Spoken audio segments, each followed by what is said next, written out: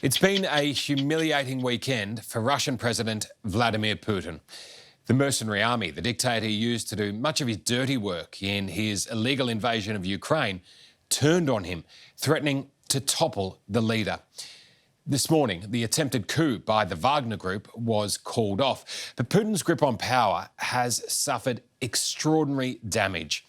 He's now surrounded by enemies, the Wagners, the brave forces in Ukraine, and another formidable foe, a group of fearless females, from prime ministers to protesters, whose weapon of choice is their voice.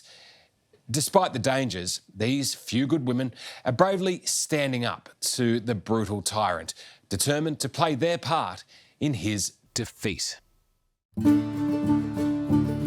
This picturesque part of the world is Estonia in northeast Europe, bordering Putin's Russia. With its cobblestone streets and cold climate, the country's capital, Tallinn, isn't exactly a city built for bikes. But try telling that to the Prime Minister here, Kaja Kallas. Prime Minister, I've been warned you set a pretty good pace. But it's much more comfortable in a bike than it is in a car.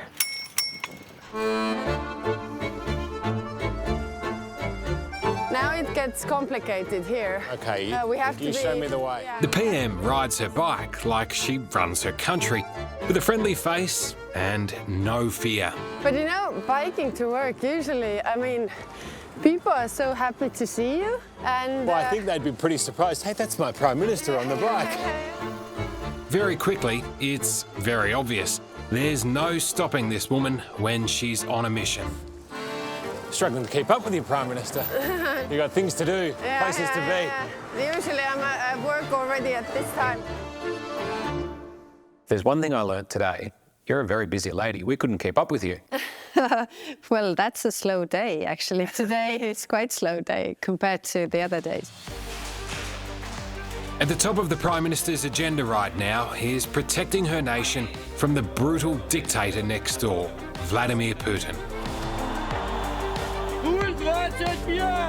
The fear for many in Europe is that the Russian president's invasion of Ukraine is just the beginning, that he has other neighbouring countries on his hit list. But the world's most notorious strongman leader is now facing a threat he never saw coming, a growing force of strong, outspoken women who refuse to back down. Appeasing the dictator is like feeding a crocodile, hoping that you are the last one to be eaten. I don't want to be that. Neither does Sanna Marin, who up until this week was Finland's Prime Minister. I think the situation is very black and white. Russia has brutally attacked Ukraine illegally. We have to be awake. We have to make sure that we are prepared in any kind of situations. Even at home in Russia, where Putin has made it a crime to condemn him, he's failing to silence brave women, risking their safety by taking on their president. For me, the main question is what can be the victory for Russia in this war? Finally, I realized myself I can't keep silence anymore, and I must protest against propaganda machine, against this criminal war. Your voice is your weapon in this war. Yeah, my voice is weapon, really. For 17 months, Russia has bombarded Ukraine, an illegal invasion that has often callously targeted innocent civilians. The casualty count now over 130,000. You only have to look at the devastation here to understand why Vladimir Putin must be stopped. I've witnessed it firsthand, and so have the Prime Ministers of Estonia and Finland. Russia has no right killing civilians, demolishing infrastructure, attacking independent country. You saw, big apartment buildings crash down because they were bombed and people were living there. So it was very, very hard to see this. And you ask this question, how is it possible in 2023? How could people do something so brutal? Kaja Kallas is the first woman to lead Estonia, but not the first member of her own family. Her father was the country's 14th Prime Minister. But perhaps her mother shapes her political opposition to Russia even more. Kristi Kallas was just 6 months old when the Soviet Union took over her country following World War II and was among 20,000 Estonians forced from their homes and shipped off to Siberia. So every family in Estonia has a story like this. The Russians took over and we lost our freedom, we lost a fifth of our population, we lost everything, actually. I mean, this is clearly seared in your memory and the memories of your family. And I guess that goes a long way to explaining why you're so determined to make sure that Russia does not win. Yes, exactly. Finland is another neighbouring country that knows all too well about the horrors of Russian occupation. Sanna Marin has a long memory for someone her age. At just 34, the mother of one became her country's first female leader and the youngest head of government in the world. Finland and Finnish people, we have a collective memory of war with Russia. And that's why also Finnish people feel so much empathy for Ukraine and Ukrainians. And we want to help any way we can because we have that collective memory. Russia shares a border with more countries than any other state in the world. But 6 of its neighbours act effectively as one because they're members of NATO, the strongest military alliance in the world. We have had wars with Russia, and we don't want that kind of future for ourselves, for our children. Just 2 months ago, Sanna Marin ushered Finland into NATO, believing it's the best protection they could ever have from Russia. So there would never again be war in Finland. When Russia attacked Ukraine, I knew then that Finland will join NATO and that it will get the big support from the citizens that it did get. Do you feel like getting Finland to join NATO will be the biggest legacy of your time as a leader? Of course, that's one part of the legacy. We have to make sure that Russia will lose. We have to do what is right. We are now in the changing point of history, and we have to be on the right side of history. Do you think if it weren't for NATO that Putin would like to take your country? Probably, yes. This is all to give the message that don't even think about us because you can't win here.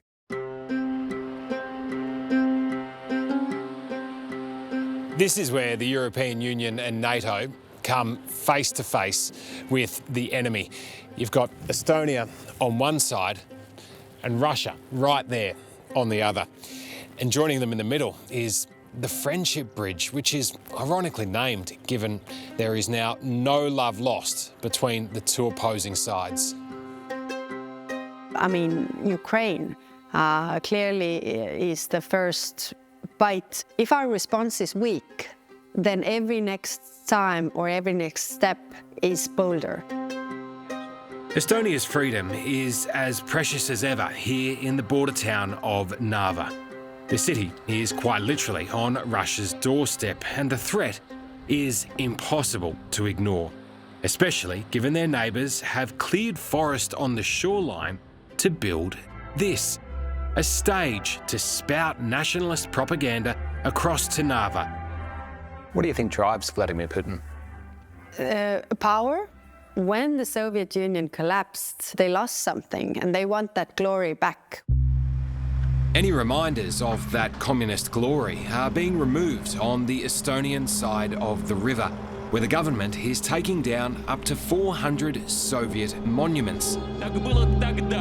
But incredibly, it's not just foreign leaders who've found the courage to hit back at Vladimir Putin. Brave Russian women are putting their lives on the line to speak the terrifying truth about their own leader. I played Russian roulettes. I perfectly understand why I must to sacrifice my life for this war criminal who are sitting now in the Kremlin.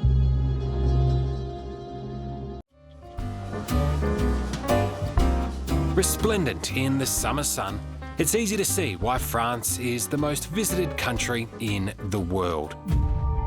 But Marina Ovsyannikova isn't here on holiday.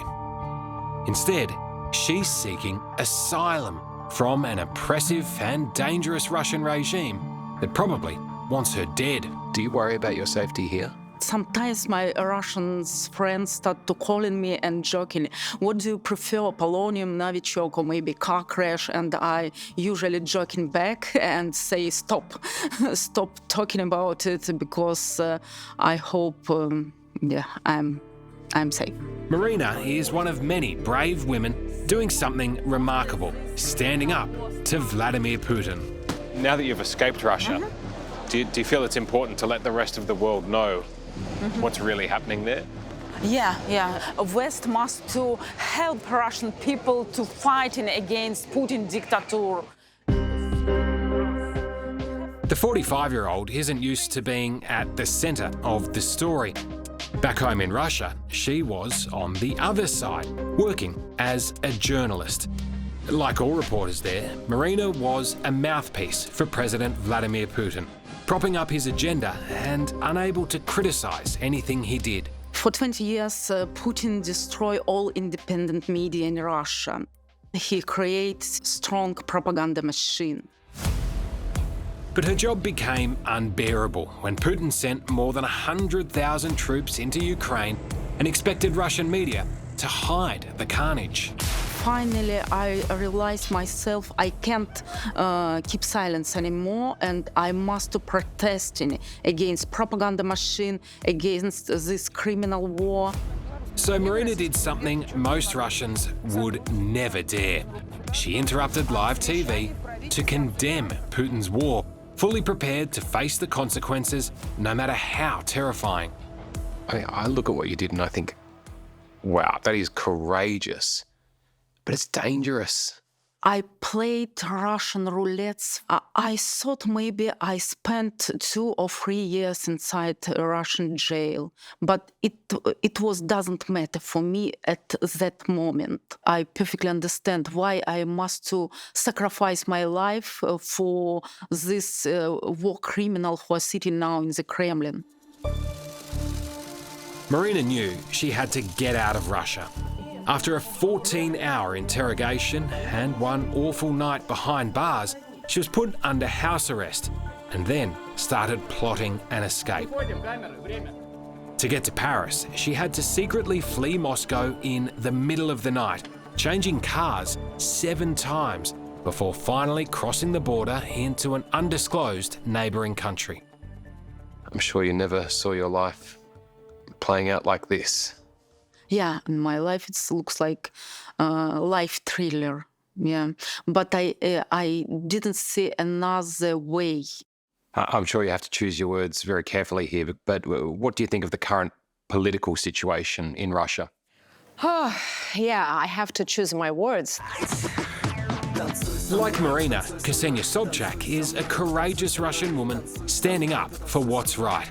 A freedom fighter from an unexpected background.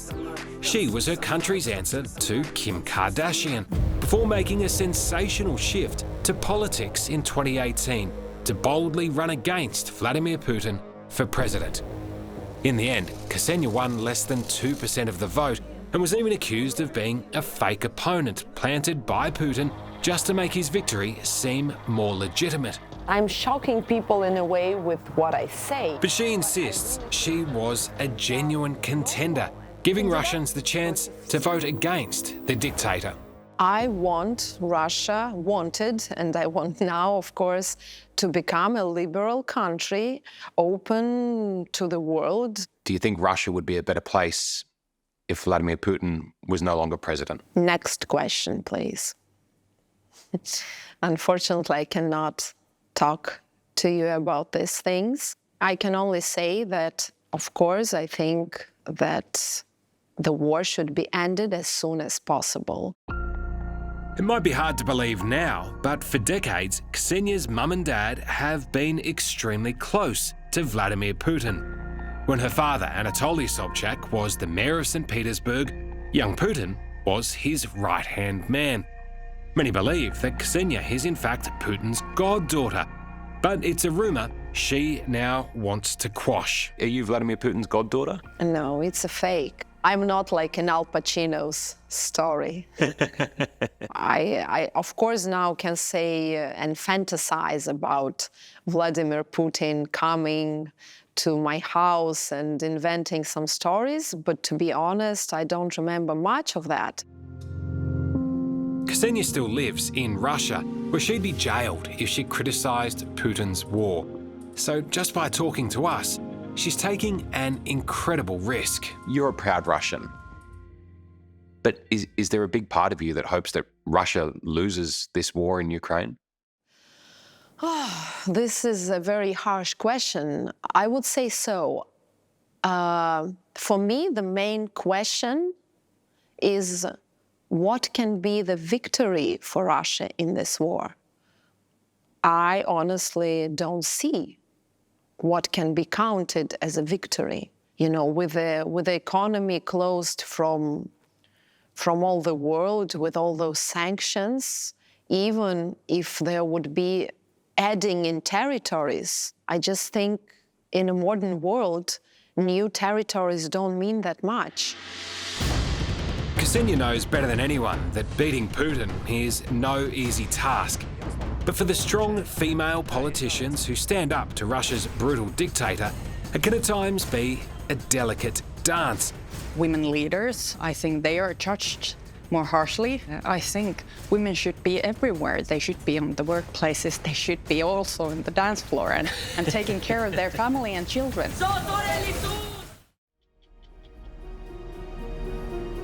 At home in Helsinki, during her final weeks in office, Sanna Marin is rightfully proud of all that she's achieved as Finland's Prime Minister. And the stresses of the job, this is quite a nice place to come home to.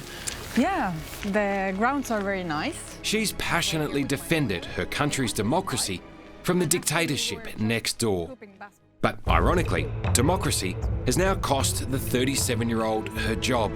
She lost an election in April and this week handed over the leadership to Petteri Orpo. What do you hope your legacy will be? Well, I think the main legacy of any leader should be that we are defending democracy, equality, human rights, rule of law. So I hope our legacy, not only mine, but the whole government's legacy, will be stronger society, defending the values that we believe in. One thing Sanna Marin won't miss about the top job is having her personal life publicly scrutinised. Finland's Prime Minister says she's sorry. A picture of two topless women kissing at a private party. This video of the PM dancing with local celebrities made headlines around the world when it was leaked last year, along with this photo of her famous friends taken inside her official residence. They were private parties while she was off duty, but still, they prompted a tearful apology. Se on iloa ja se on elämää. Mutta yhtään työpäivää en ole jättänyt tekemättä. When you look at the way that you've been criticised during your time in office, do you think that you've been perhaps dealt with more harshly because you're a woman? Well, I think when we look at the world, women leaders, I think they are judged more harshly. I think women should be everywhere. They should be on the meeting rooms, they should be on the workplaces, they should be also on the dance floor and taking care of their family and children. They're not mutually exclusive. You can still dance at night. Exactly. And lead your country by day. Yeah. Rising above backlash, she is also part of the job 400 kilometres south of Finland in Estonia, where Kaja Kallas is the first female to lead the country. I am under a lot of criticism. I am under a lot of bad talk or in the parliament. They have never treated a prime minister like they treat me. What do you think Putin thinks of you? I don't think he thinks of me. So actually, the first time they mentioned me in Russian media, I remember my father sent me congratulations. They have never mentioned any Estonian politician in their, big propaganda shows and everything. So you have definitely earned their attention. But when it comes to how Vladimir Putin should be punished, the Prime Minister is extremely serious. She wants him held personally responsible for the devastation his army is causing in Ukraine. It's very important that aggression as a policy tool can't pay off. It can't be so that you invade a country, you attack another country, you walk off with more territories and nothing happens to you. You think Putin should be charged with war crimes? Absolutely. how the world responds to the aggression by Russia also gives a message to all the aggressors or would-be aggressors in the world, making carefully notes how this plays out and who has or who have ideas regarding their neighbors. Marina Ovsyannikova is another brave woman standing up to Putin's murderous regime. The journalist fled to France with her daughter after condemning Putin's war live on air. And right now, she can't risk going back. If I return in Moscow now, I will be immediately arrested. But when Putin died, I hope finally I can return to Moscow because Russia is my country and there live my mother and my sons. But you need Putin dead for that to happen? Yeah, when Putin dead. Yeah, not now. It certainly takes guts to stand up against the most evil dictator of our time. But Vladimir Putin doesn't frighten these women, even with the weight of the world on their shoulders. Vladimir Putin is a bully. And a lot of people admire the fact that you're a strong woman standing up to a bully. Yeah, actually, this is interesting that you bring this parallel because I use the parallel of a school bully to explain to children, you could be really quiet because he's not attacking you yet and hoping that it will go away. But then if he's finished with that girl, he's going to turn to you. If you see the wrongdoing, you point that out, not thinking about yourself, but it's the right thing to do. You have a young daughter yourself. Do you hope that this perhaps inspires the female leaders of the future? Well, I hope that they feel that they can do anything. I think we shouldn't base our decisions by fear, what might have come. I think we have to do what is right. And when you do what is right, I think that pays off eventually. Hello, I'm Tom Steinfort. Thank you for watching 60 Minutes Australia. Subscribe to our channel now for brand new stories and exclusive clips every week. And don't miss out on our extra minutes segments and full episodes of 60 Minutes, which are on 9now.com.au and the 9Now app.